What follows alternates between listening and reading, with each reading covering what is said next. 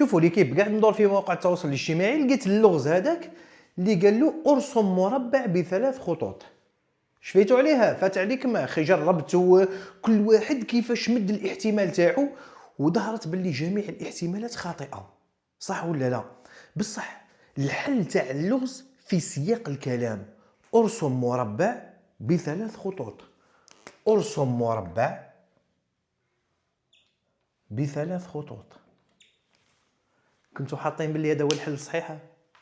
اللي كان حاط باللي يعرف باللي الحل هذا هو الصحيح يحط لنا في التعليقات. ارسم مربع بثلاث خطوط. هذا مربع بثلاث خطوط، داكور؟ مش ارسم لي مربع، المربع يحتوي على 4 خطوط، صح ولا لازمك 4 باش تقدر ترسم مربع.